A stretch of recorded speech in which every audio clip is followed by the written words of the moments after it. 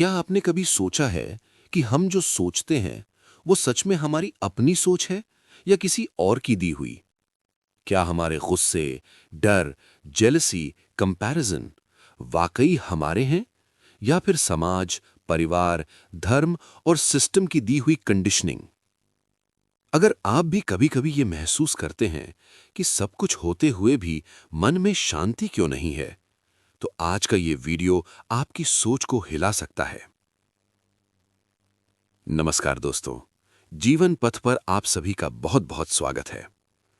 दोस्तों, आज हम बात करने वाले हैं दुनिया के सबसे अलग और गहरे थिंकर्स में से एक, जिद्दू कृष्णमूर्ति की किताब एज वन इज के बारे में। ये किताब कोई नॉर्मल सेल्फ हेल्प बुक नहीं है जो कहे ये करो, वो करो, सुबह 5 बजे उठो और सब ठीक हो जाएगा।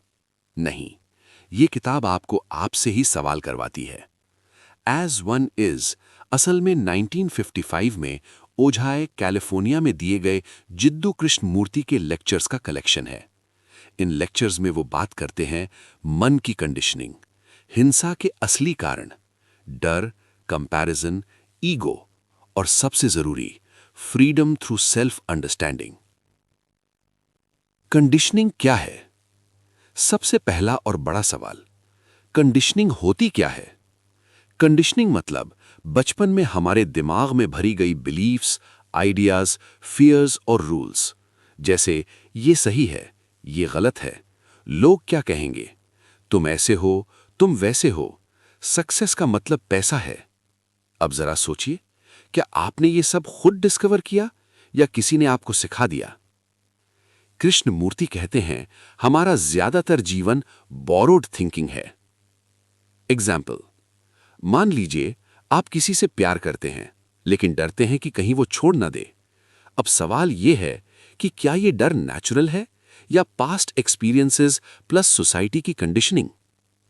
कृष्णमूर्ति कहते हैं जब तक हम अपनी कंडीशनिंग को देख नहीं लेते तब तक हम फ्री नहीं हो सकते। Freedom comes from awareness, not effort. हम में से ज्यादातर लोग सोचते हैं मुझे चेंज होना है, मुझे एंगर कंट्रोल करना है, मुझे फियर हटाना है। लेकिन कृष्णमूर्ति कहते हैं एफर्ट से फ्रीडम नहीं आती। फ्रीडम आती है ऑब्जर्वेशन से, अवेयरनेस से। मतलब गुस्से को दबाओ मत, गुस्से से लड़ो मत, बस उसे पूरी ईमानदारी से देखो। क्या आपने नोटिस किया है कि जब आप किसी इमोशन को पूरी तरह ऑब्जर्व करते हैं तो वो धीरे धीरे कमजोर हो जाता है? क्यों? क्योंकि अब आप उससे भाग नहीं रहे। वायलेंस केवल मारपीट नहीं है। कृष्णमूर्ति कहते हैं वायलेंस सिर्फ फिजिकल नहीं होती। वायलेंस है किसी से कंपैरिजन करना, खुद को इंफीरियर या सुपीरियर समझना, जबरदस्ती किसी ओपिनियन को सही साबित करना, खुद से नफरत करना। जब आप कहते हैं मैं ऐसा क्यों हूं, वो मुझसे बेहतर क्यों है, वहीं से वायलेंस शुरू होती है। मतलब हम बिना किसी लड़ाई के भी पूरा युद्ध लड़ रहे होते हैं अपने ही दिमाग के अंदर।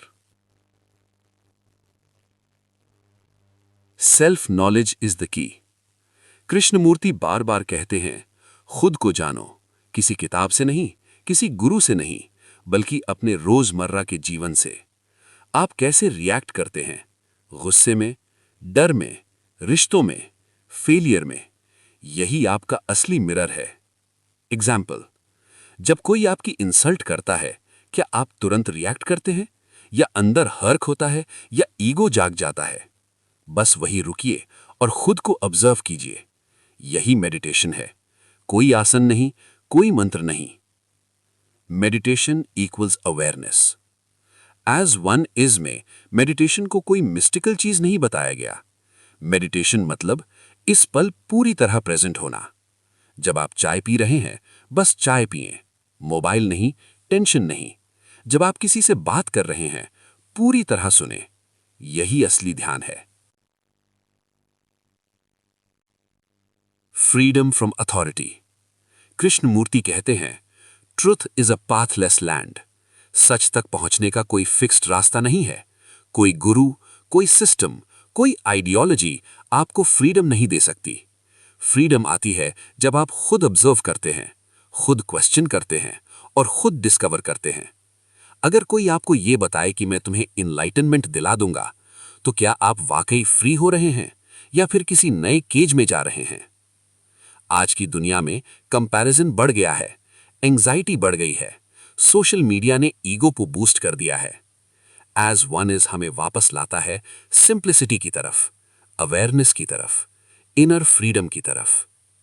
दोस्तों, कृष्णमूर्ति हमें ये नहीं कहते कि मेरी बात मानो, वो कहते हैं खुद देखो, खुद समझो और खुद बदलो। अगर आप सच में खुद को समझना चाहते हैं तो ये किताब आपको अनकंफर्टेबल करेगी, लेकिन वहीं से ग्रोथ शुरू होती है। अगर आपको ये वीडियो पसंद आया, अगर इसने आपको सोचने पर मजबूर किया, तो जीवन पथ को सब्सक्राइब जरूर करें, वीडियो को लाइक करें और कमेंट में बताइए आपको सबसे ज्यादा कौन सी बात सोचने पर मजबूर कर गई। फिर मिलेंगे एक नई किताब, एक नई सोच और एक नए जीवन पथ के साथ। धन्यवाद।